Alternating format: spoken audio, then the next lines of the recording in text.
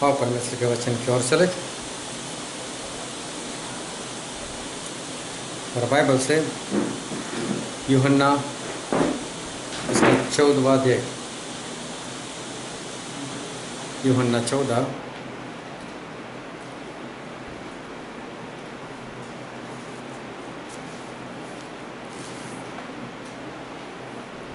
और हम पढ़ेंगे 16 से 19। यूहन्ना 14 16 से 19।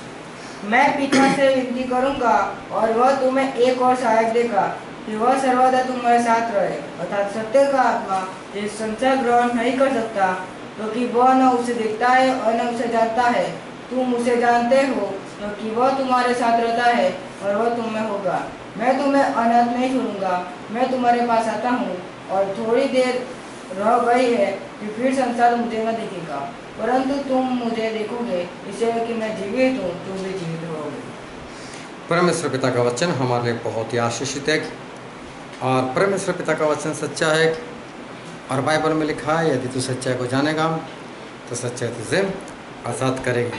तो बहुत ध्यान से एक बार फिर परमेश्वर के वचन को सुनना, ताकि परमेश्वर जो कहना चाहते हैं वो हम समझ सकें, ग्रहण कर सकें और उस वचन के अनुसार हम चल सके।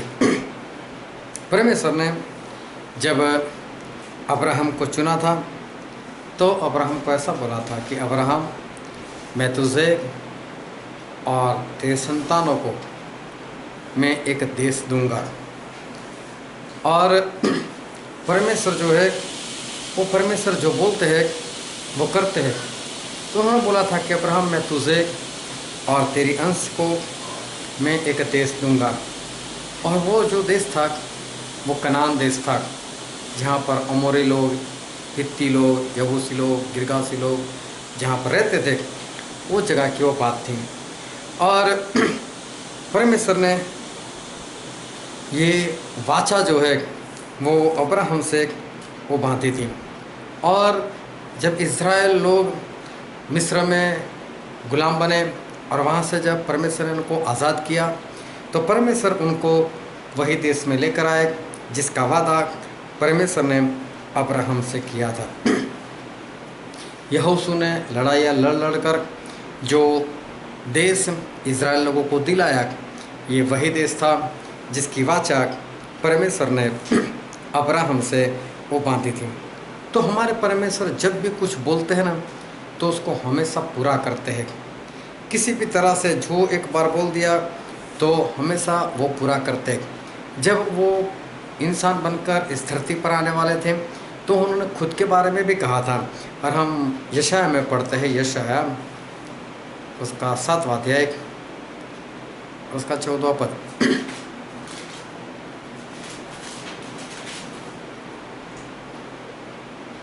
इस कारण प्रभु आप ही तुमको एक चिन्ह देगा। सुनो, एक कुमारी गर्भवती होगी और पुत्र जनेगी और उसका नाम इमानुएल रखेगी। हाँ, परमेश्वर बोले मैं तुम्हें एक चिन्ह दूंगा कि एक कुंवारी गर्भवती होगी, वो पुत्र जनेगी। अभी देखने जाओ तो ये भविष्यवाणी है, प्रभु यीशु की भविष्यवाणी। और इस भविष्यवाणी को लेकर और भी भविष्यवाणी को लेकर जिससे साबित होता था कि जो मसीह आने वाले हैं वो दाऊद की अंश में आने वाले हैं। तो उसके कारण बहुत सारी उस जमाने की जो दाऊद के अंश की लड़कियां होती थी वो कई कंवारी रहती थी। ऐसा इतिहास कहता है कि कई लड़कियां जो थी वो कंवारी इसलिए रहती थी कहीं मसीह उनके ही जरिए ना आ जाए। तो इस कारण से वो जो लड़की कंवारी रहती थी कि कहीं उनके ऊपर परमेश्वर का अनुग्रह हो जाए और परमेश्वर उन्हीं के जरिए आए, ऐसा उनको लगता था कि उनका ये अनुग्रह वो खुद पाले। और इसलिए कई स्त्रियां जो थी वो इस तरह से कंवार रहती थी। मैंने तो ये भी सुना है कि अभी भी दाऊद की अंश की इज़राइल की लड़कियां जो है वो अभी भी कुछ जो है वो कंवार रहती। सच झूठ परमेश्वर जाने, लेकिन उस ज़माने में ऐसा था। अभी जो मरियम जो थी जिसके जरिए प्रभु यीशु आए और वो भी कंवारी ही थी, लेकिन मरियम जो थी वो कंवारी रहना नहीं चाहती थी, क्योंकि उनकी मंगनी तो हो गई थी। दूसरी बात कि दाऊद के अंश में प्रभु यीशु आने वाले थे। तो ये जो मरियम जो थी, वो मरियम कौन से कुल की है वो बाइबल में स्पष्ट नहीं है, लेकिन उसकी एक बड़ी बहन थी एलिशिबा, और उसकी शादी जो हुई थी वो जकरिया से हुई थी। और जकरिया जो थे वो तो परमेश्वर के भवन में परमेश्वर का काम करते थे, और वो काम सिर्फ लेवी लोग करते थे। तो एलिशिबा का जो पति था वो तो लेवी था, तो हो सकता है ये लोग भी लेवी कुल से हो सकता है ना भी हो। लेकिन मरियम जो थी वो कंवारी रहना नहीं चाहती थी, लेकिन परमेश्वर ने उसी के ऊपर अनुग्रह किया, क्योंकि उसकी शादी जो थी वो दाऊद के अंश में जो यूसुफ थे वो यूसुफ से उनकी मंगनी हो गई थी।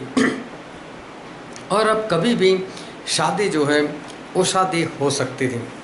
तो परमेश्वर ने उस मरियम को वहाँ पर चुना, और परमेश्वर ने स्वर्गदूत को मरियम के पास भेजा, और मरियम ने हाँ बोला, और प्रभु यीशु की जो शादी थी, प्रभु यीशु का जो जन्म था वो मरियम के पेट के जरिए वो हुआ।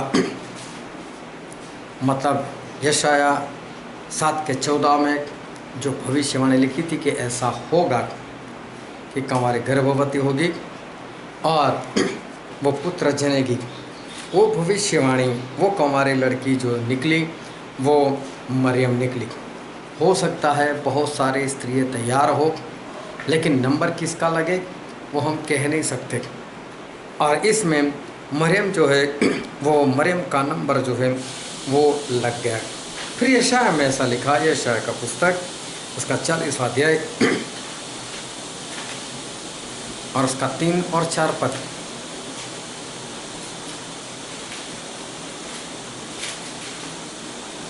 किसी की पुकार सुनाई देती है, जंगल में यहोवा का मार्ग सुधारो, हमारे परमेश्वर के लिए अराबा में एक राजमार्ग चौरस करो। हर एक तराई भर दी जाए और हर एक पहाड़ और पहाड़ी गिरा दी जाए। जो टेढ़ा है वो सीधा और जो ऊंचा नीचा है और बहुत बहुत चौरस किया जाए। तो यहोवा का तेज प्रगट होगा और सब प्राणी उसको एक संग देखेंगे, और यहोवा ने अपनी ऐसा कहा है। एक बार फिर से पढ़ो 3रा पद। किसी की पुकार सुनाई देती है, किसी की पुकार सुनाई देती है, हाँ। जंगल में यहोवा का मार्ग सुधारो, हाँ, जंगल में परमेश्वर का मार्ग सुधारो। ऐसी एक आवाज़ जो है वो यशाया नबी ने इस बात जो है वो अपने पुस्तक में लिखी। और जब परसों के बाद यूहन्ना बपतिस्मा करने वाले प्रकट हुए, तब उन्होंने लोगों को बपतिस्मा देना शुरू किया, उन्होंने प्रचार करना शुरू किया। वो प्रचार करते थे कि मन फिराओ, बपतिस्मा लो, और इस तरह से उपदेश करते थे, लोगों को बपतिस्मा देते थे। तो कई लोगों को सवाल हुआ, और वो लोग यूहन्ना के पास पहुँचे और यूहन्ना को बोलने लगे, यूहन्ना बोले क्या तू मसीह है? बोले तो बोले नहीं, मैं मसीह नहीं हूँ। तो लोगों ने उनको पूछा कि फिर तू कौन है? और यूहन्ना में ऐसा लिखा है, यूहन्ना उसका 1 अध्याय और उसका 22 और 23 पद। तब उन्होंने उससे पूछा, फिर तू है कौन? हाँ, लोगों ने पूछा कि यूहन्ना फिर तू है कौन? अगर तू मसीह नहीं है तो फिर तू है कौन? ताकि हम अपने भेजने वालों को उत्तर दे, हाँ। वो अपने विषय में क्या कहता है। उसने कहा, जैसे यशाया भविष्यवक्ता ने कहा है, मैं जंगल में एक पुकारने वाले का शब्द हूँ। हाँ, जंगल में पुकारने वाले का शब्द, मतलब यशाया 40 और 3 और 4 पद में जो भविष्यवाणी की हुई थी वो मैं हूँ। देखो यहाँ पर भी परमेश्वर ने एक भविष्यवाणी यशाया भविष्यवक्ता के जरिए करवाई थी, तो वो बात पूरी हुई यूहन्ना बपतिस्मा करने वाले में। कंवारी गर्भवती होगी, वो जो भविष्यवाणी थी वो पूरी करवाई परमेश्वर ने मरियम के जरिए। परमेश्वर ने अब्राहम को भविष्यवाणी दी थी कि मैं तेरी संतान को एक देश दूंगा, एक कनान दूंगा, और इज़राइल लोगों को यहोशू के जरिए जो जगह दिलाई, और उस जमाने में परमेश्वर ने ये भविष्यवाणी जो है वो पूरी की। हमारे परमेश्वर जो है वो इसी तरह से जो भी बोलते हैं, जो भी भविष्यवाणी करते हैं, वो सारी भविष्यवाणी हमारे परमेश्वर जो है वो हमेशा पूरी करते हुए आए। जो बोलते हैं वो हमारे परमेश्वर वो करते हैं। और योएल नबी के पुस्तक में लिखा है, योएल भविष्यवक्ता का पुस्तक, उसका 2 अध्याय, योएल 2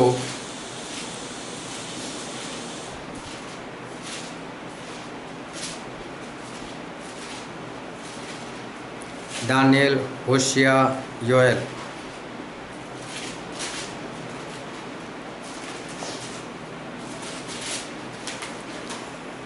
पढ़ो तो उसका 2 अध्याय और 28 पद। उन बातों के बाद मैं सब प्राणियों पर अपना आत्मा उंडेलूंगा।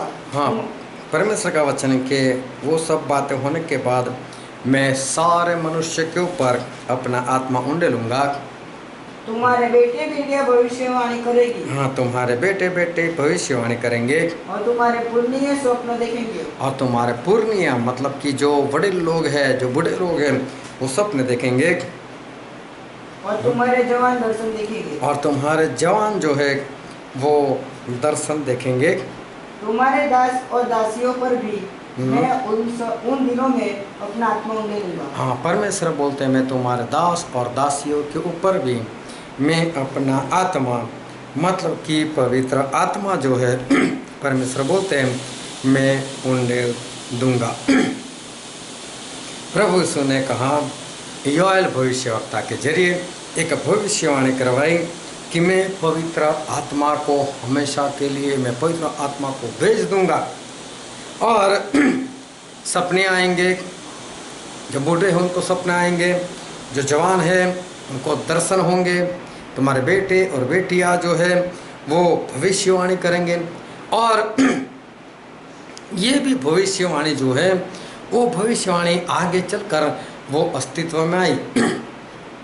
और जब प्रभु यीशु के चेले लोग तकरीबन 120 लोग थे, वो सभी लोग यरूशलेम में दरवाजे खिड़की बंद करते हुए एक मन होकर, एक चित्त होकर, जिस दिन से प्रभु यीशु ऊपर चले गए थे तभी से उन लोगों ने प्रार्थना करना शुरू किया था, और लगातार वो पवित्र आत्मा मांग रहे थे। और तब जब 50वां दिन आया तब ये सारे लोग 120 लोग जो थे वो पवित्र आत्मा से भर गए। जब सारे के सारे 120 लोग जब पवित्र आत्मा से भर गए तो सभी लोग अलग अलग भाषाओं में, अन्य अन्य भाषाओं में ये सभी लोग बोलने लगे। उस वक्त इज़राइल में पर्व चल रहा था, और पर्व मनाने के लिए पूरी धरती में जहाँ जहाँ पर यहूदी लोग रहते थे, इज़राइल के लोग रहते थे, वो सभी लोग पर्व मनाने के लिए वहाँ पर आए हुए थे। अभी जो जो अपने देश में बरसों से रहते थे वो उस देश की भाषा बोलने लग गए थे। हो सकता है कोई हिंदी, हो सकता है कोई गुजराती, हो सकता है कोई इंग्लिश।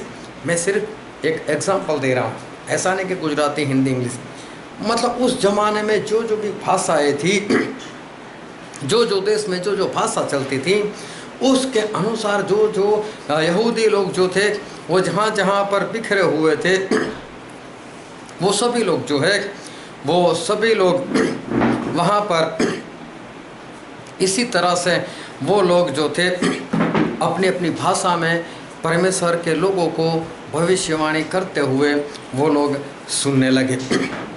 और उन लोगों ने जब ये सारी बातें वहाँ पर सुनी और परमेश्वर के लोगों से पवित्र आत्मा से भरे हुए अन्य भाषा में उनको बातचीत करना, उनको प्रचार करते हुए जब सुना तो कुछ लोगों ने ठट्ठा भी उनका उड़ाया। और कैसा ठट्ठा उड़ाए? बोले तो कोई नई शराब पी कर आए, इसलिए ऐसी भाषा बोलते हैं। और तब पतरस जो थे वो सभी के बीच में खड़े हो गए, और पतरस से सभी के बीच में खड़े होकर उनके बीच में प्रचार करना शुरू किया। और हम पढ़ते हैं प्रेरितों के काम उसका 2 अध्याय और 16 और 17 पद। परंतु यह वह बात है जो योएल भविष्यवक्ता के द्वारा कही गई थी। हाँ, सबसे पहले पतरस ने ये कहा ये तो वो बात है जो योएल भविष्यवक्ता के जरिए कही गई थी। और योएल भविष्यवक्ता ने क्या कहा था कि मैं सभी मनुष्य के ऊपर मेरा आत्मा जो है वो मैं उंडेल दूंगा। तुम्हारे बूढ़े लोगों को सपने आएंगे, जवान है उनको दर्शन होंगे, तुम्हारे दास दासियों के ऊपर भी मैं मेरा आत्मा उंडेल दूंगा और वो लोग भविष्यवाणी करेंगे। इस तरह से ये जो बात थी वो यही थी। ऐसा पतरस कहने के लिए जा रहे। एक बार फिर से पढ़ो 16 पद। परंतु यहाँ वह बात है जो योएल भविष्यवक्ता के द्वारा कही गई थी। हाँ, ये वो बात है जो योएल भविष्यवक्ता के द्वारा कही गई थी। 17 पद। परमेश्वर कहता है कि अंत के दिनों में ऐसा होगा, अंत के दिनों में ऐसा होगा कि मैं अपना आत्मा सब मनुष्यों पर उंडेलूंगा, सब मनुष्य के ऊपर उंडेल दूंगा और तुम्हारे बेटे और तुम्हारी बेटियां भविष्यवाणी करेगी, और तुम्हारे जवान दर्शन देखेंगे, और तुम्हारे पुण्य स्वप्न देखेंगे। हाँ, पतरस ने ये बात कही कि योएल भविष्यवक्ता ने जो बात की थी वो यही है। एक एक शब्द को बहुत ध्यान से समझना कि पतरस ने ये बात कही। उस वक्त 120 लोगों के अंदर पवित्र आत्मा आए थे। उसके बाद क्या हुआ, लोगों ने मन फिराया, बपतिस्मा लिया, और 3000 लोग और भी इनके साथ जुड़ गए। मतलब उसके बाद 3000 और लोगों के ऊपर जो पवित्र आत्मा थे वो पवित्र आत्मा और आ गए। उसके बाद कलीसिया जो थी वो आगे बढ़ती गई, सतावट भी बढ़ती गई, लोग आगे बढ़ते गए, और जो शाऊल था उसकी ओर से जो सतावट हो रही थी उसके कारण सभी लोग जो है वो दूसरी जगह पर परमेश्वर का प्रचार करने के लिए चले गए। उसमें फिलिपुस थे, वो फिलिपुस सामरिया में चले गए। वहाँ जाकर उन्होंने परमेश्वर का सुसमाचार प्रकट किया। वहाँ जाकर उन्होंने बहुत लोगों को चंगाई दी, बहुत भूत प्रेत निकले, और बहुत सारा काम जो सामरिया में हो गया। वहाँ पर एक जादूगर था, जादू करने वाला, वो भी इस फिलिपुस के साथ रहने लगा क्योंकि उसका जादू अब चलता नहीं था। उसने भी बपतिस्मा ले लिया, और बहुत लोगों को ये फिलिपुस थे उन्होंने बपतिस्मा दिया, और पूरे शहर में आनंद आनंद आनंद छा गया।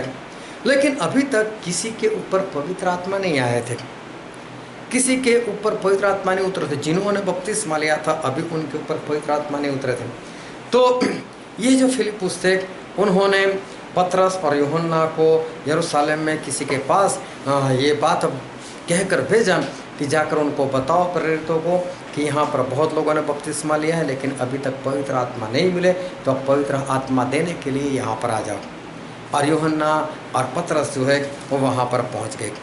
और यूहन्ना और पतरस वहाँ पर पहुँचे तो बाइबल में ऐसा लिखा है, प्रेरितों के काम उसका 8वां अध्याय उसका 17 पद। तब उन्होंने उन पर हाथ रखे और उन्हें पवित्र आत्मा पाया। हाँ, अभी इन लोगों ने भी पवित्र आत्मा पाया। मतलब और भी लोग जो थे उनको पवित्र आत्मा मिले, जितने सामरिया में जिन लोगों ने पश्चाताप किया था, जिन लोगों ने बपतिस्मा लिया था, ऐसे सभी लोगों के ऊपर पवित्र आत्मा आए। जब प्रेरितों ने उनके सर के ऊपर हाथ रखकर प्रार्थना की, उन सभी के ऊपर पवित्र आत्मा आए। उसके बाद क्या हुआ, कुरनेलियुस नाम का एक व्यक्ति था, अच्छा था, दान देता था, प्रार्थना करता था, परमेश्वर का भय मानता था, उसका सारा परिवार बहुत ही अच्छा था। और एक बार उनको स्वर्गदूत दिखाई दिए और स्वर्गदूत ने कहा कि तू एक काम कर, याफा में पतरस ठहरा हुआ है, बोले पतरस को बुला कर लेकर आ। और पतरस आएंगे तो पतरस उसे ऐसी बातें कहेंगे जिसके कारण तेरा उद्धार जो है वो हो जाएगा। और हम पढ़ते हैं प्रेरितों के काम इसका 10वां अध्याय और 1, 2, 3 पद। कैसरिया में कुरनेलियुस नाम का एक मनुष्य था जो इतालियानी नामक पलटन का सुबेदार था। वह भक्त था और अपने सारे घराने समेत परमेश्वर से डरता था और यहूदी लोगों को बहुत दान देता और बराबर परमेश्वर से प्रार्थना करता था। उसने दिन के तीसरे पहर के निकट दर्शन में स्पष्ट रूप से देखा कि परमेश्वर का एक स्वर्गदूत उसके पास भीतर आकर कहता है, हे कुरनेलियुस।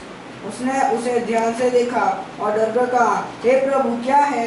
उसने उससे कहा, तेरी प्रार्थनाएं और तेरे उदार स्मरण के लिए परमेश्वर के सामने पहुंचे हैं, और अब याफा में मनुष्य भेजकर समन को जो पतरस कराता है बुलवा ले। हाँ, बोला इसको स्पष्ट। तो एक काम कर, बोले पतरस को बुला कर लेकर आ। अभी ये जो कुरनेलियुस था, उसको दर्शन में परमेश्वर ने बोला कि तू जा और जाकर उसको पतरस को बुला कर लेकर आ। उधर पतरस से भी परमेश्वर ने दर्शन के जरिए बात की कि पतरस, जो भी तुझे बुलाने के लिए आए वो अन्य जाति से, लेकिन तू जाना। और जब इसके इंसान बुलाने के लिए गए तो पतरस उनके साथ वहाँ पर आया। और पतरस जब वहाँ पर आए तो उसके बाद वहाँ पर लिखा हुआ है उसका 11वां अध्याय और 13 और 14 पद। उसने हमें बताया कि उसने एक स्वर्गदूत को अपने घर में खड़ा देखा। हाँ, पतरस को जब लोगों ने पूछा कि तू कुरनेलियुस के पास क्यों गया था, तो पतरस गवाही देते कि जब मैं कुरनेलियुस से मिला तो मैंने कुरनेलियुस से पूछा कि मुझे क्यों बुलाया है। तो उसने कहा कि मुझे तो दर्शन हुआ था, मुझे एक स्वर्गदूत दिखाई दिया था। हाँ, उसने एक स्वर्गदूत को अपने घर में खड़ा देखा, जिसने उससे कहा, याफा में मनुष्य भेजकर समन को जो पतरस कराता है बुलवा ले। वह तुमसे ऐसी बात कहेगा। हाँ, पतरस को बुलाओ और पतरस तुमसे ऐसी बातें करेंगे जिनके द्वारा तू और तेरा सारा घराना उद्धार पाएगा। हाँ, अभी बहुत ध्यान समझना कि पतरस को बुला और पतरस ऐसी बातें कहेगा जिसके कारण तुम्हारा उद्धार होगा। यहाँ स्पष्ट लिखा है। इसका मतलब पतरस ऐसी बातें करेगा जिसके कारण तुम्हारा उद्धार जो है वो तुम्हारा उद्धार वहाँ पर होगा। लेकिन बाइबल में हम पढ़ते हैं तो बाइबल में ऐसा लिखा है, हाँ, प्रेरितों के काम उसका 10वां अध्याय और 44वां पद। पतरस ये बातें कह ही रहा था। हाँ, पतरस की बातें अभी चल रही थी, पतरस का प्रचार चल रहा था। पवित्र आत्मा वचन के सब सुनने वालों को उतर आया। हाँ, और तभी पवित्र आत्मा सभी मनुष्य के ऊपर उतर आए। जितने लोग वहाँ पर सुनते थे वो सभी के ऊपर पवित्र आत्मा जो है वो उतर आए। देखो स्वर्गदूत ने क्या कहा था, बोले पतरस ऐसी बातें कहेगा जिसके कारण तुम्हारा उद्धार होगा। और लिखा है ऐसा है कि पतरस अभी बातें कर रहा था तभी सभी लोग पवित्र आत्मा से भर गए। मतलब अभी उद्धार की बातें पूरी नहीं हुई, अभी तो बातें चल रही है, प्रचार चल रहा है, और बीच प्रचार में ही ये सारे लोग जो है वो पवित्र आत्मा से भर गए। फिर क्या हुआ, पढ़ो आगे। और जितने खतना किए हुए विश्वासी पतरस के साथ आए थे वे सब चकित हुए कि अन्य जातियों पर भी पवित्र आत्मा का दान उंडेला गया है, क्योंकि उन्होंने उन्हें भांति भांति की भाषाएं बोलते और परमेश्वर की बड़ाई करते सुना। इस पर पतरस ने कहा, अभी पतरस ऐसा कह रहे हैं, क्या कोई जल की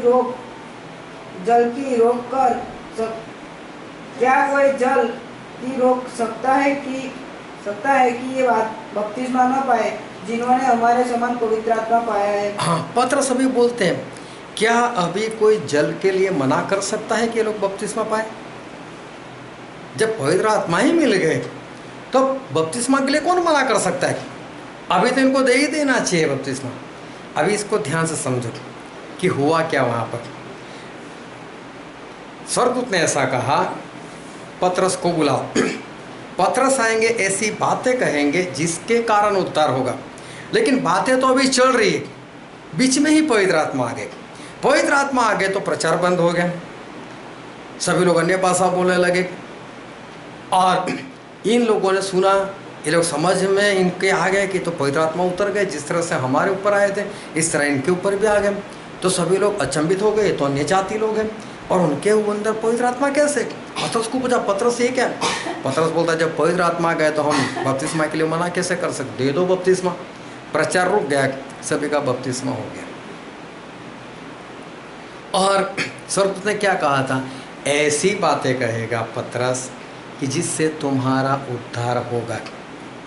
लेकिन बातों से पहले पवित्र आत्मा आ गई तो क्या स्वर्गदूत झूठ बोले कि ऐसी बातें कहेगा जिसके कारण तुम्हारा उद्धार होगा? वो बातें कहने की जो बात थी वही कह रहे थे कि वो आएगा, ऐसी बातें कहेगा ना, उद्धार हो जाएगा, पवित्र आत्मा में ली जाएंगे।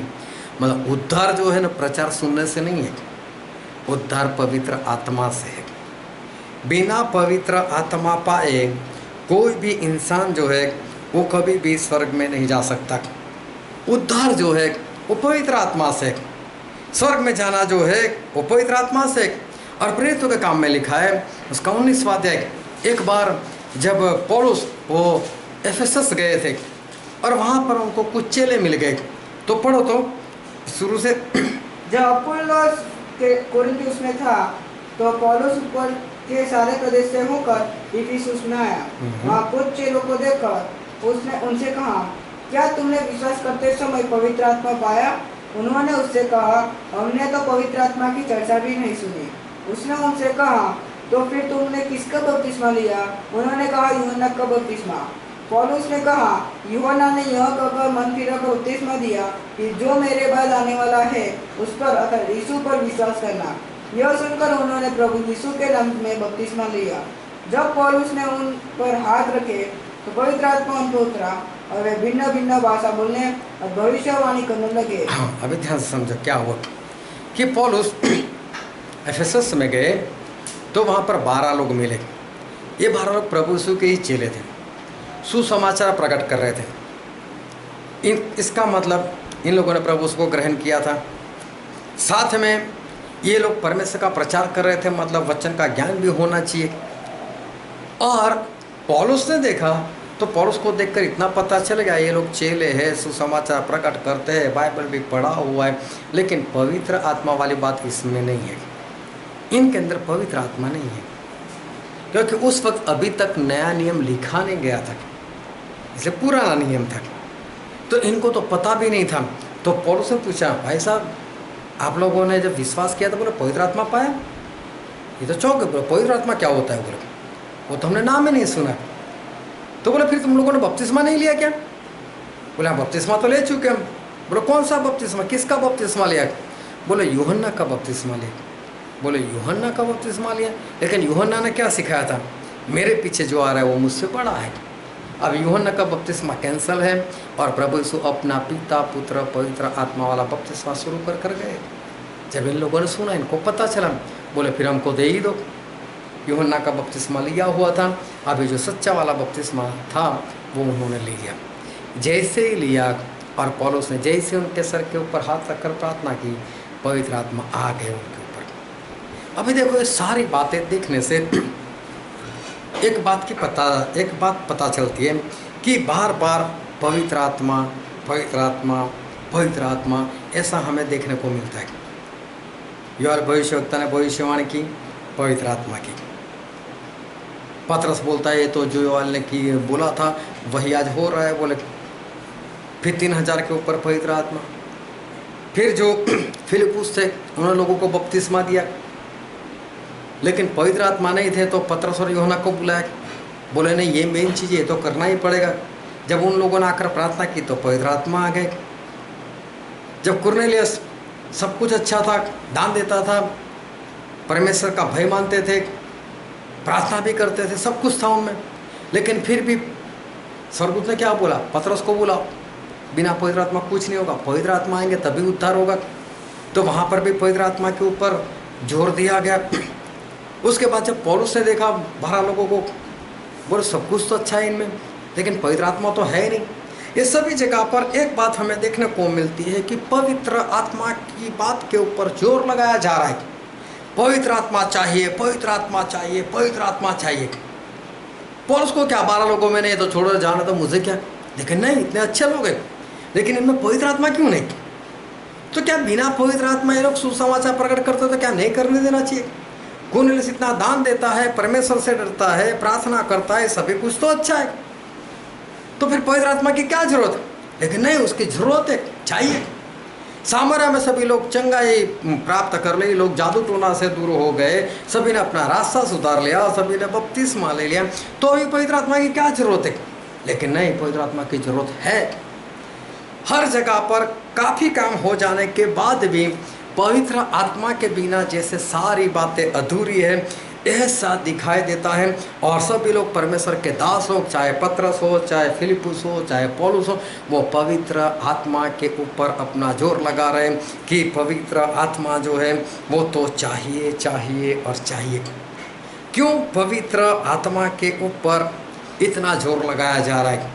क्यों पवित्र आत्मा के बारे में इतना परमेश्वर का वचन जो है वो वचन कह रहे हैं? क्या है ऐसा पवित्र आत्मा में? वो ध्यान समझना। प्रकाशित वाक्य में ऐसा लिखा है, प्रकाशित वाक्य उसका 9वां अध्याय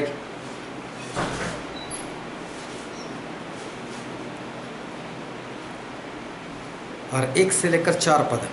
जब 5वें स्वर्गदूत ने तुरही फूंकी तो मैंने स्वर्ग से पृथ्वी पर एक तारा गिरता हुआ देखा और उसे अथाह कुंड की कुंजी दी गई। उसने अथाह कुंड को खोला और कुंड में से बड़ी भट्टी का सा धुआं उठा और कुंड के धुएं से सूर्य और वायु अंधकारमय हो गए। उस धुएं में से पृथ्वी पर टिड्डियां निकली और उन्हें पृथ्वी के बीचों की शक्ति दी गई। उनसे कहा गया कि न पृथ्वी, इनसे ऐसा कहा गया न पृथ्वी की घास को, ना पृथ्वी की घास को, न किसी हरियाली को, ना किसी हरियाली को, न किसी पेड़ को, ना किसी पेड़ को हानि पहुंचाए। हानि पहुंचाओ। केवल उन मनुष्यों को, केवल उन मनुष्यों को हानि पहुंचाओ जिनके माथे पर परमेश्वर की मुहर नहीं है, जिनके सर के ऊपर परमेश्वर की छाप ना हो, परमेश्वर की मुहर ना हो, ऐसे लोगों को परेशान करो। यहाँ पर बहुत सारी दुष्टात्माएं, इतनी दुष्टात्माएं कि सूरज की रोशनी को भी जैसे रोक ले, इतना अंधकार। ये आत्मिक बातें हैं, ये शारीरिक बातें नहीं कि अंधकार छा जाएगा, लेकिन इतने दुष्टात्मा। मैं कई बार किसी लोगों के घर जाता हूँ, वहाँ पर अगर बहुत सारे दुष्टात्माएं काम करते होते हैं तो चाहे उनको ना दिखाई दे, और आंखों से तो मुझे भी नहीं दिखाई देता, लेकिन वातावरण से पता चल जाता जैसे यहाँ पर बहुत अंधकार है, चाहे कितनी भी लाइट जलाए हो। वो शारीरिक अंधेरा नहीं है, सांसारिक अंधेरा नहीं है, आत्मा का अंधेरा दिखाई देता है। पता चला यहाँ पर अंधेरा है, यहाँ पर बैठने जैसा है नहीं, इनको सिखाने जैसा है कि इसको भगाओ। दुष्ट आत्मा की उपस्थिति पता चल जाती है, नहीं दिखाई देता, फिर भी ये ऐसी भाषा में लिखा हुआ है कि जैसे पूरा अंधकार छा गया, जैसे सूरज की रोशनी को जैसे रोक लिया। लेकिन इतने सारे दुष्ट आत्माएं, उनको एक काम दिया गया, ना पृथ्वी की घास को, ना किसी हरियाली को नुकसान करो, हानि पहुंचाओ, लेकिन जिसके सर के ऊपर परमेश्वर की मुहर ना हो, परमेश्वर की छाप ना हो, उसको परेशान करो। अभी देखो यहाँ पर 2 तरह के लोग होने चाहिए। एक तो वो लोग जो परमेश्वर की मुहर जिनके पास होगी, और दूसरे वो लोग जिनके पास परमेश्वर की मुहर नहीं है। और इनको कहा गया जहाँ पर परमेश्वर की मुहर देखे उनको कुछ नहीं करना है, और जहाँ पर परमेश्वर की मुहर ना देखे उनको छोड़ना भी नहीं है। कितनी भारी बात है। ये 2 तरह के लोग वो दुनिया में वो वहाँ पर है। और निर्गमन में ऐसा लिखा, निर्गमन का पुस्तक उसका 8वां अध्याय और 21, 22 और 23 तक। यदि तू मेरी प्रजा को न जाने देगा तो सुन, देखो फिरौन को परमेश्वर का वचन ऐसा आया मूसा के जरिए कि अगर तू मेरे लोगों को नहीं जाने देगा, हाँ, तो सुन, मैं तुझ पर और तेरे कर्मचारियों और तेरी प्रजा पर और तेरे घरों में झुंड के झुंड डांस भेजूंगा। मिस्रियों के घर और उनके रहने की भूमि भी डांसों से भर जाएगी। और डांस मतलब मक्खी से भर जाएगी। उस दिनों में गोशेन देश को, जिसमें मेरी प्रजा रहती है, उस दिन गोशेन मिस्र का एक हिस्सा जहाँ पर परमेश्वर बोलते हैं मेरे लोग रहते हैं, हाँ, अलग करूंगा, उनको मैं अलग रखूंगा, और उसमें डांस के झुंड न होंगे। उसमें डांस के झुंड ना होंगे। परमेश्वर बोलते हैं कि तेरे लोग और मेरे लोग दोनों अलग दिखाई देंगे, और जिससे तू जान लेगा कि पृथ्वी के बीच में ही ये हुआ है। हाँ, जिससे तू जान लेगा कि परमेश्वर यहीं पर है।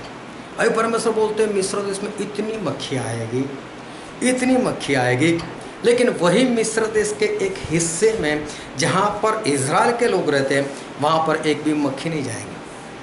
तू परेशान हो जाएगा, तेरी प्रजा परेशान हो जाएगी, लेकिन परमेश्वर बोलते जहाँ मेरे लोग, परमेश्वर बोलते जहाँ मेरे लोग वहाँ पर कुछ नहीं होगा।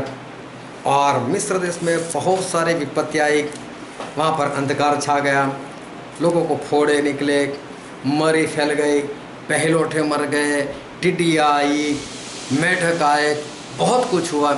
लेकिन जहाँ इज़राइल के लोग उसी देश में रहते थे, उस हिस्से में एक भी मरी नहीं जाती थी। मेढक को कैसे पता कि मुझे वहाँ पर नहीं जाना? मक्खी को कैसे पता मुझे वहाँ पर नहीं जाना?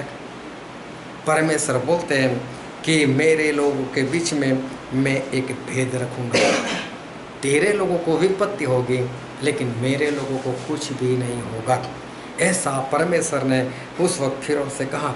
अभी देखो, परमेश्वर के लोग मतलब कौन, किसको हम बोल सकते हैं परमेश्वर के लोग? और रोमन में ऐसा लिखा है, रोमन उसका 9वां अध्याय और उसका 8वां पद।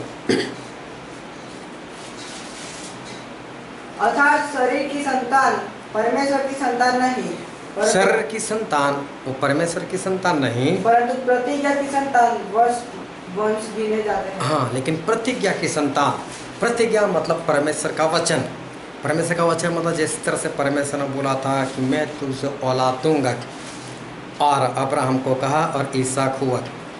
लेकिन अब्राहम से तो इस्माइल भी हुआ था, लेकिन उसके बारे में परमेश्वर ने नहीं बोला था। परमेश्वर के वचन से जो पैदा होता है, और जितने लोग वचन से पैदा होते हैं वो परमेश्वर के लोग। जो देह से पैदा हुए वो लोग नहीं, लेकिन वचन से पैदा।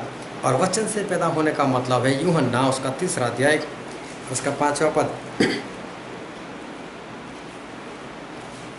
यूहन्ना 3:5। यीशु ने उत्तर दिया, मैं तुझसे सच सच कहता हूँ, जब तक कोई मनुष्य जल और आत्मा से न जन्मे तो वह परमेश्वर के राज्य में प्रवेश नहीं कर सकता। जब तक कोई इंसान जल और आत्मा से ना पैदा हो, जल मतलब परमेश्वर का वचन, हम बहुत बार देखे, और आत्मा मतलब पवित्र आत्मा। जब तक इंसान के अंदर परमेश्वर के वचन ना आ जाए, पवित्र आत्मा ना आ जाए, तब तक वो परमेश्वर के राज्य में नहीं जा सकता। और जिसके अंदर परमेश्वर का वचन और परमेश्वर का पवित्र आत्मा आ जाए, वो परमेश्वर का है। परमेश्वर बोलते हैं, मेरे लोग और तेरे लोगों के बीच में मैं भेद रखूँगा, अंतर रखूँगा। तेरे वहाँ मक्खी आएगी, लेकिन मेरे लोगों के पास नहीं। और जो प्रकाशित वाक्य में हमने पढ़ा 9वां अध्याय 1 से लेकर 4, बोले कि जहाँ पर परमेश्वर की मुहर ना दिखे, ऐसे लोगों को परेशान करना। तो परमेश्वर के लोगों के ऊपर किस तरह की मुहर होती है? वो यही पवित्र आत्मा की मुहर है। क्योंकि इफिसी में लिखा है, इफिसी उसका 1 अध्याय और पढ़ो तो 13 और 14 पद।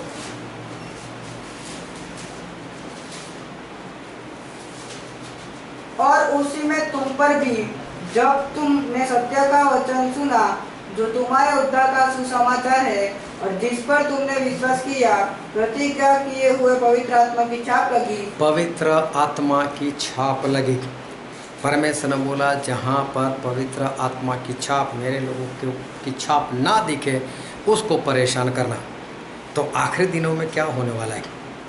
आखिरी दिनों में इतनी दुष्टात्माएं जो है वो इस धरती पर फैलने वाली है, और इस तरह से काम करेगी, लेकिन वहाँ पर काम कर पाएगी जिसके अंदर परमेश्वर के पवित्र आत्मा की छाप नहीं है। जिसके अंदर पवित्र आत्मा की छाप नहीं है, ऐसे लोगों को वो परेशान करेगा। और प्रकाशित वाक्य में लिखा है उसका 16वां अध्याय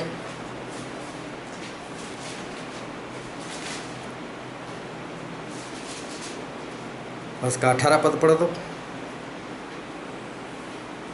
फिर बिजलियां चमकी और शब्द और गर्जन हुए, और एक ऐसा बड़ा भूकंप आया कि जब से मनुष्य की उत्पत्ति पृथ्वी पर हुई, तब से ऐसा बड़ा भूकंप कभी न आया था। हाँ, अभी तक जैसा भूकंप नहीं आया, इतना बड़ा भूकंप आने वाला है। भूकंप कौन सा बोल कर आता है? और ऐसा कोई ज्ञान ही नहीं इंसान के पास कि जो भूकंप आने से कम 1 मिनट पहले भी बोल दे, कम से कम बाहर भागकर किसी मैदान में तो चले जाए। इसके लिए हमारे पास कोई वक्त नहीं होगा। लेकिन भूकंप की असर किसको होगी? जिसके सर के ऊपर पवित्र आत्मा की छाप नहीं लगी, जो परमेश्वर का नहीं है, उसी को भूकंप परेशान कर पाएगा। लेकिन इतना बड़ा भूकंप अब आने वाला है आखिर दिनों में, जो बोले आदम से लेकर अभी तक नहीं हुआ। इतना भारी भूकंप हो सकता है हमने 6 रिचर्स का सुना हो, 8 रिचर्स का सुना हो सकता है किसी ने 10 भी सुना हो, लेकिन मुझे नहीं पता ये कितने रिचर स्केल का होगा, लेकिन बहुत भयानक होगा। और इसका 21वां पद पढ़ो।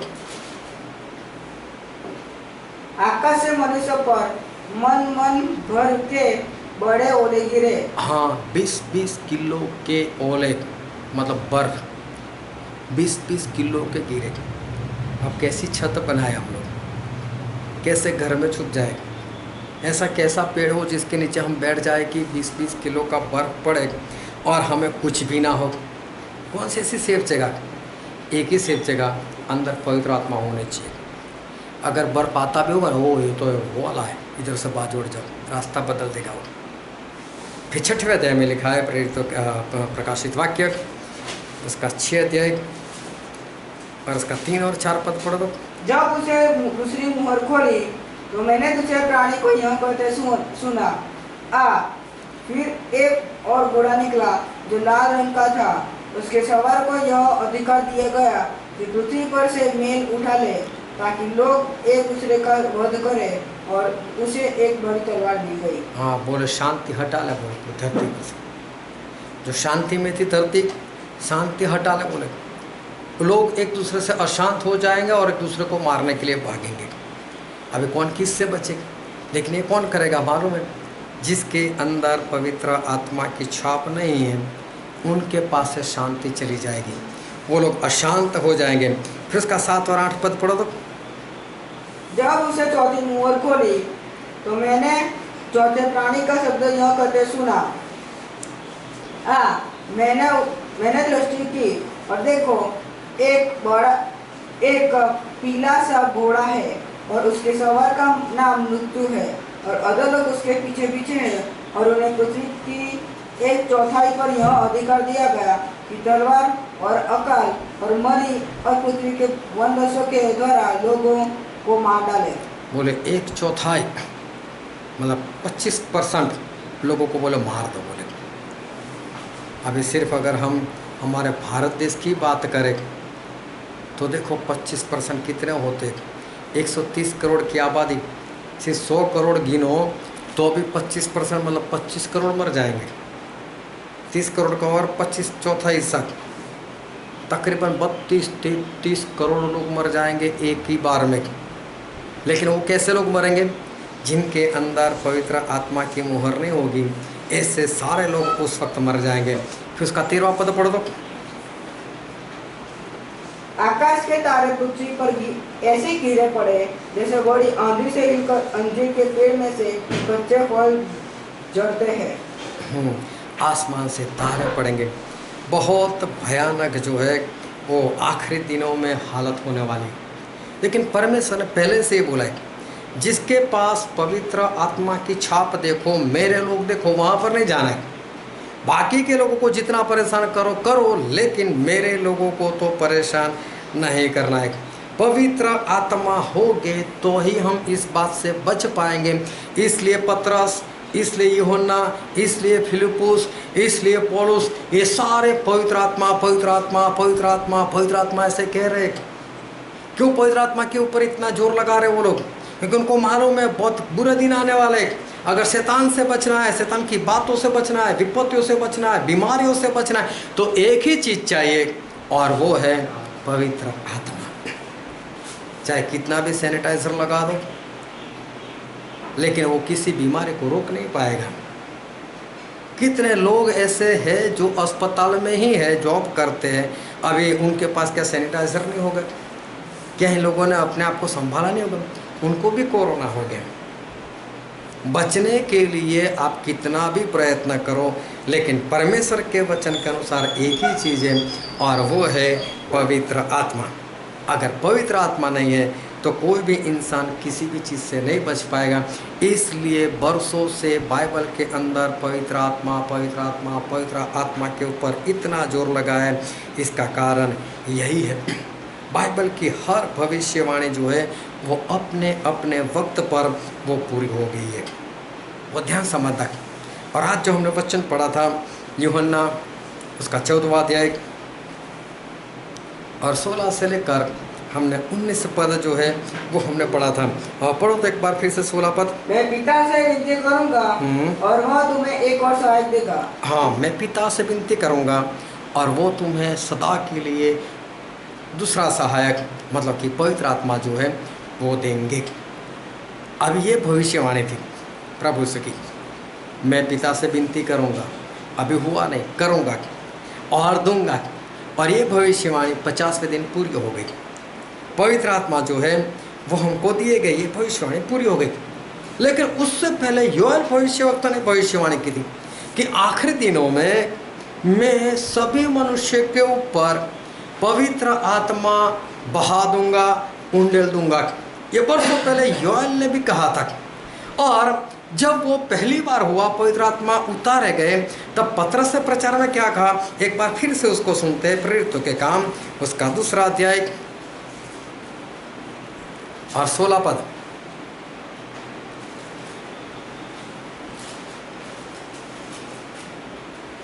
परंतु यह वह बात है जो योएल भविष्यवक्ता के द्वारा कही गई थी। जो योएल भविष्यवक्ता के द्वारा कही गई थी। बहुत ध्यान से समझो इस शब्द को। ऐसा नहीं बोला योएल भविष्यवक्ता ने जो भविष्यवाणी की थी ना वो आज पूरी हो गई, ऐसा नहीं कहा। लेकिन ऐसा कहा योएल भविष्यवक्ता ने जो बात की थी ना ये वही है। फिर क्या लिखा है 17 पद। परमेश्वर कहता है कि अंत दिनों में ऐसा होगा, मैं अपना आत्मा सब मनुष्य को उंडेलूंगा। मैं अपना आत्मा सब मनुष्य के ऊपर उंडेलूंगा।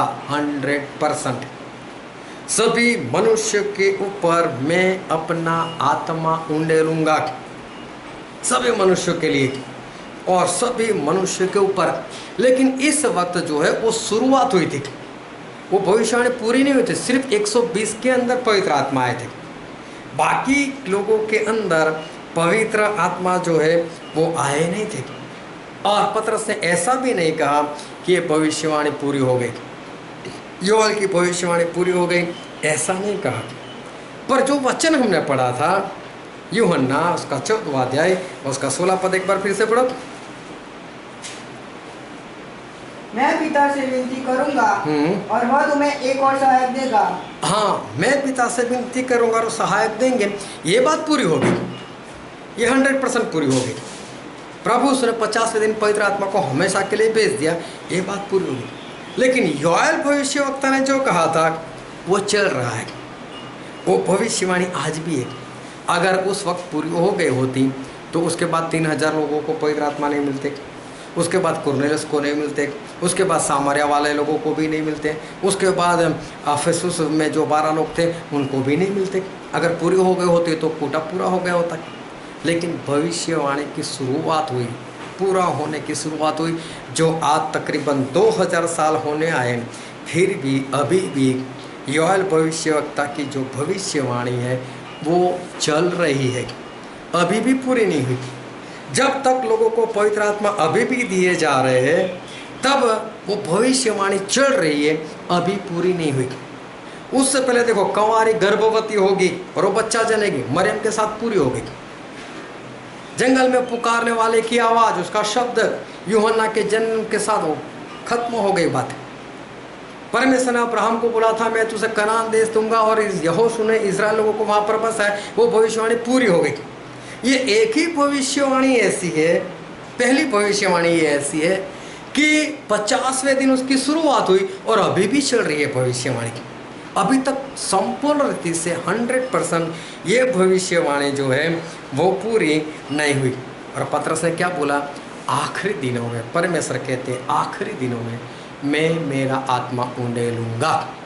तो आखिरी दिनों की शुरुआत उस 50वें दिन से हो गई। तो इसका मतलब ये हुआ कि हम आखिरी दिनों के आखिरी हिस्से में अभी हम जीवन जी रहे। अभी मेरा एक सवाल है, मैं एक बार पढ़ लेते हैं प्रेरितों के काम उसका 2 अध्याय और 17 पद।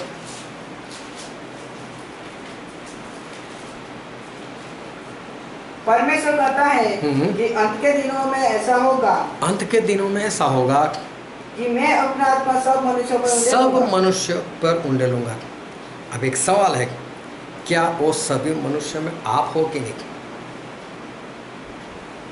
क्योंकि लिखा है सभी मनुष्य के ऊपर पवित्र आत्मा उंडेल दूंगा। मतलब परमेश्वर ने कोई भी भेद नहीं रखा, सभी किसी भी जाति से हो सभी के लिए मैं उंडेल दूंगा। लेकिन क्या सभी पा लिए? क्या पूरी दुनिया ने पा लिया? क्या सभी इंसानों ने पा लिया? क्या उसमें आप हो कि नहीं, पवित्र आत्मा से भरे हुए? क्या आपके लिए भविष्यवाणी पूरी हुई है कि नहीं? चाहे लोगों के लिए ना हुई हो, लेकिन क्या आपके लिए हुई है? प्रभु से अपने चेलों से बात की थी, जो वचन हमने पढ़ा था। एक बार फिर से पढ़ते, यूहन्ना 14 और पढ़ो तो उसका 17 पद। अर्थात सत्य का आत्मा हाँ जिसे संसार ग्रहण नहीं कर सकता। हाँ, पर प्रभु ने ऐसा कहा था कि मैं पिता से विनती करूंगा और वो तुम्हें पवित्र आत्मा हमेशा के लिए दे देंगे। अर्थात सत्य का आत्मा, फिर से पढ़ो 17 पद। अर्थात सत्य का आत्मा हाँ। जिसे संसार ग्रहण नहीं कर सकता। जिसे संसार पा नहीं सकता। इसको ध्यान समझना, संसार इस पवित्र आत्मा को पा नहीं सकता। संसार मतलब शारीरिक दशा में रहने वाले लोग, जो आत्मिक नहीं है ऐसे लोग।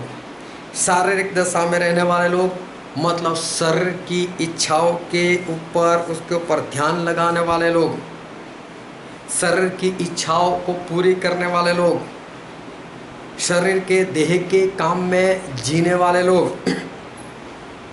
ऐसे लोग जो है, संसार के लोग जो है, वो पवित्र आत्मा को पा नहीं सकते।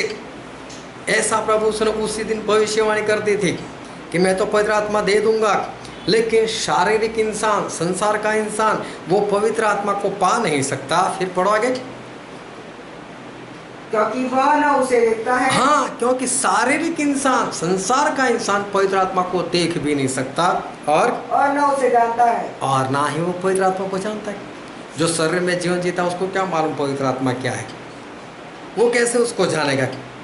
जो संसार में है, जो शारीरिक लोग हैं, वो पवित्र आत्मा को पा नहीं सकता, क्योंकि वो पवित्र आत्मा को देख भी नहीं सकता और पवित्र आत्मा को वो जान भी नहीं सकता। लेकिन प्रभु सुनो और आगे कहा, पढ़ो। तुम उसे जानते हो। हाँ, प्रभु से कहते हैं लेकिन तुम उसे जानते हो, और क्योंकि वह तुम्हारे साथ रहता है। क्योंकि पवित्र आत्मा तुम्हारे साथ रहते। और ध्यान समझना, जितने शारीरिक लोग हैं, जितने सांसारिक लोग हैं, उन्होंने ना तो पवित्र आत्मा को देखा है, ना तो उन्होंने पवित्र आत्मा को जाना है। जो शारीरिक लोग हैं, चाहे वो परमेश्वर को ही मानते हो, लेकिन उन्होंने पवित्र आत्मा को जाना नहीं, उन्होंने पवित्र आत्मा को देखा नहीं, और वो पवित्र आत्मा को पा भी नहीं सकते। क्या आपने उस पवित्र आत्मा को सही में जाना है? क्या आप लोगों ने उस पवित्र आत्मा को सही में देखा है? प्रभु सुने, क्योंकि चेलों को कहा, क्या कहा चेलों को? बोले तुम पवित्र आत्मा को जानते हो, तुमने पवित्र आत्मा को देखा है, क्योंकि पवित्र आत्मा तुम्हारे साथ रहते। फिर से पढ़ो ये 17 वाला पद। अर्थात सत्य का आत्मा जिसे संसार ग्रहण नहीं कर सकता, क्योंकि वह न उसे देखता है और न उसे जानता है। हाँ, प्रभु सु बोलते। फिर आगे, और तुम उसे जानते हो। हाँ, प्रभु सु अपने चेलों को ऐसा कहते, तुम पवित्र आत्मा को जानते हो। फिर, क्योंकि वह तुम्हारे साथ रहता है। हाँ, क्योंकि वो तुम्हारे साथ है। बोला पवित्र आत्मा तुम्हारे साथ है। अभी इसको ध्यान समझना कि पवित्र आत्मा चेलों के साथ थे।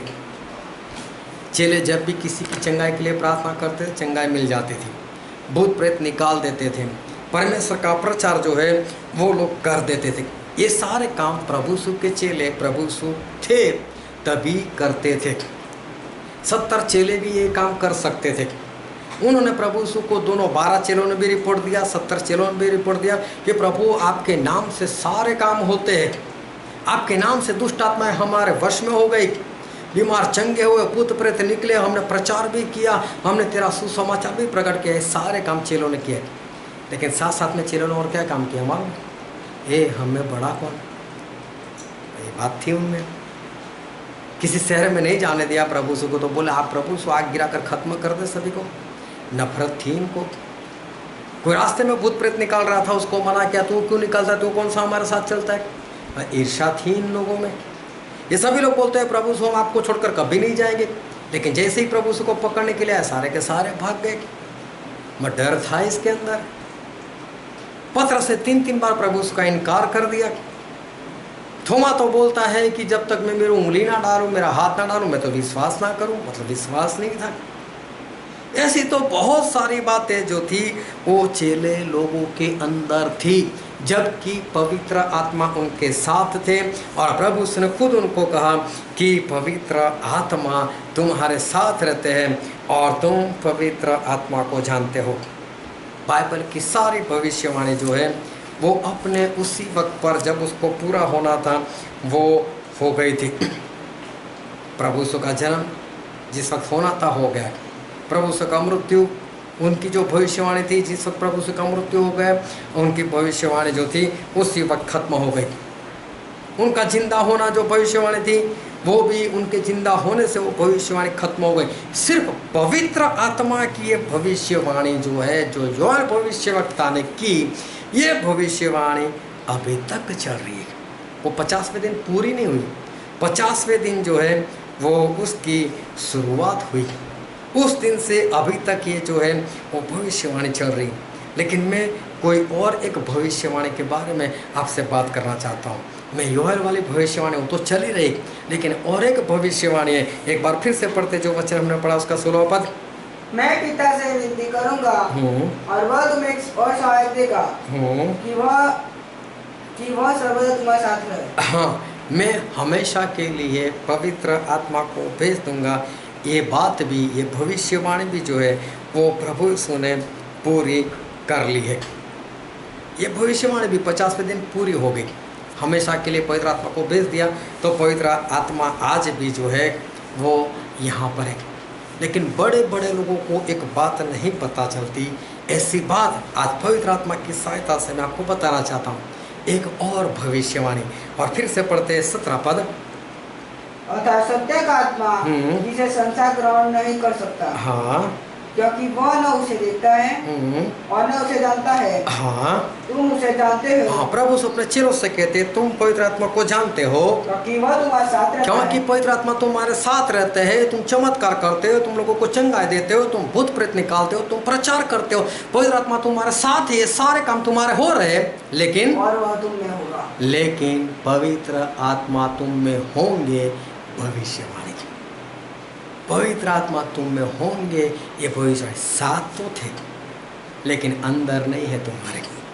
इसलिए तो बोलते थे हम में बड़ा कौन, इसलिए तो उनको ईर्ष्या आती थी, इसलिए तो डर था, इसलिए तो इनकार करते थे, इसलिए तो प्रभु यीशु को छोड़कर भाग जाते थे। प्रचार भी करो, प्रभु यीशु का इनकार भी करो, बीमारों को चंगाई भी दो, प्रभु यीशु की निंदा भी करो। पवित्र आत्मा साथ थे तो सारे काम इनके हो जाते थे, लेकिन पवित्र आत्मा उनके अंदर नहीं थे। और प्रभु यीशु ने भविष्यवाणी की, पवित्र आत्मा तुम में होंगे। अभी आज हम प्रभु यीशु के चेले हैं। जितने जितने लोग प्रभु यीशु को गुरु मानते हैं वो आज प्रभु यीशु के चेले। उन चेलों के अंदर तो उस वक्त 50वें दिन वो भविष्यवाणी पूरी हो गई, लेकिन चेले तो बनते ही गए। 12 चेले तो पौलुस को मिले जिनके अंदर पवित्र आत्मा नहीं थे। तो ये भविष्यवाणी भी अभी चल रही है कि पवित्र आत्मा तुम्हारे साथ है लेकिन तुम्हारे अंदर नहीं है। ये भविष्यवाणी जो है वो प्रभु यीशु ने जो की थी कि तुम्हारे अंदर होंगे, वो भविष्यवाणी आज भी चल रही है। ये भविष्यवाणी पूरी दुनिया के लिए है। अगर आप भी उन चेलों के समान है, आपसे लोग चंगे हो जाते हैं, आप भी भविष्यवाणी बोल सकते हो, आप भी प्रचार कर सकते हो, आप भी भूत प्रेत निकाल सकते हो, लेकिन इसका कारण ये है कि पवित्र आत्मा आपके साथ है। लेकिन पवित्र आत्मा आपके अंदर है, ये कैसे पता चलेगा? और पवित्र आत्मा आपके अंदर नहीं है, किस तरह से पता चलेगा? चंगाई, छुटकारा, भूत प्रेत निकालना, प्रचार, भविष्यवाणी, ये सब कुछ तो कर सकते हो, लेकिन साथ साथ में अगर आपके अंदर ये भी बात है, हम में बड़ा कौन, ईर्ष्या आती है, लड़ाई है, झगड़े है, क्रोध है, तो समझ लो कि पवित्र आत्मा आपके साथ है, लेकिन पवित्र आत्मा आपके अंदर नहीं है। प्रभु से भविष्यवाणी की थी, पवित्र आत्मा तुम में होंगे। चेलों को बोला होंगे, ये एक भविष्यवाणी थी। ये भविष्यवाणी आज हमारे लिए भी, कैसे ये भविष्यवाणी हमारे जीवन में पूरी होगी, कैसे हमको ये पता चलेगा? अगर हमारे अंदर वो बैर करवाने वाली आत्मा नहीं है, विश्वासघात करवाने वाली आत्मा नहीं है, तो हम समझ सकते हैं कि हाँ, हमारे अंदर पवित्र आत्मा है। पवित्र आत्मा के सारे फल दिखाई देंगे, तो हम समझ सकते हैं कि हाँ, पवित्र आत्मा जो है वो हमारे अंदर है। लेकिन पवित्र आत्मा के फल ना दिखाई देते हो, तो फिर समझ लेना कि वो जो भविष्यवाणी है प्रभु यीशु की, वो अभी हमारे अंदर पूरी नहीं हुई है। सभी लोग इतना जोर लगा रहे हैं, पवित्र आत्मा, पवित्र आत्मा, पवित्र आत्मा। क्यों? क्योंकि पवित्र आत्मा ही एक ऐसी चीज़ है जिसके जरिए हम स्वर्ग में जा सकते हैं, और आखिरी दिनों में बीमारियों से, मरीज से, श्रापों से और जो भी विपत्ति आने वाली है उससे हम बच सकते हैं। पवित्र आत्मा हमारे साथ में होंगे तो कुछ नहीं करेंगे, हमारे अंदर होंगे तो ऊपर से जो विपत्ति आती है उसको दिखाई देगा। इसके अंदर तो मोहर है, इसके ऊपर बर्फ नहीं पड़ना चाहिए, इसको बीमारी नहीं आनी चाहिए, इसके जीवन में अशांति नहीं आनी चाहिए। तो आखिरी दिनों में बचने के लिए और उसके बाद स्वर्ग में जाने के लिए हमारे जीवन में जो सबसे बड़ी ज़रूरत है वो है पवित्र आत्मा की। और इसलिए प्रभु से भविष्यवाणी की थी, पवित्र आत्मा तुम में होगे। साथ तो है, लेकिन अंदर है कि नहीं, ये भविष्यवाणी अपने अंदर पूरी करो। यूहन्ना बपतिस्मा करने वाले ने भविष्यवाणी पूरी कर दी, प्रचार कर दिया। तो आज ये भविष्यवाणी हमारे लिए, उसको पूरी करना सीखो, पवित्र आत्मा को अंदर ले लो, ताकि आपके लिए वो भविष्यवाणी पूरी हो और आने वाले दिनों में विपत्ति से आप बचाए जाओ और स्वर्ग राज्य के भी वारिस बन सको। आओ हम सभी अपनी आंखें बंद करें और अपने मस्तकों को प्रभु के आगे झुकाए। जो राजाओं के राजा है, जो प्रभु के प्रभु है। मेरे प्रिय, प्रभु उसने कहा था कि पवित्र आत्मा तुम्हारे साथ है, लेकिन तुम्हारे अंदर होंगे।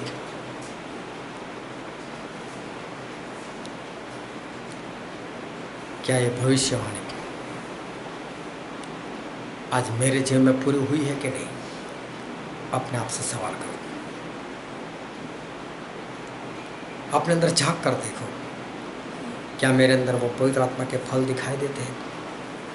क्या मेरे अंदर वो बात है?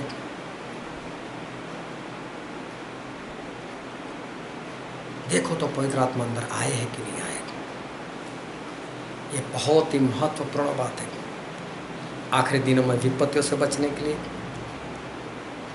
और जब प्रभु यीशु आए तो उनके साथ आसमानों में उठा जाने के लिए पवित्र आत्मा बहुत ही जरूरी है।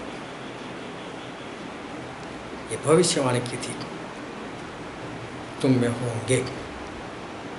अपने लिए भविष्यवाणी पूरी करो, बहुत कम समय है, समय खत्म हो जाए उससे पहले पवित्र आत्मा को अपने अंदर बुला लो, जगा दो, सारे दरवाजे खोल दो, और जो भी पुराने से आत्मा है उनको सभी को निकाल दो, ताकि पवित्र आत्मा से भर जाओ। ये वचन समझने के लिए, ग्रहण करने के लिए, उसके अनुसार चलने के लिए प्रभु से की कृपा हम सभी पर होने पाए।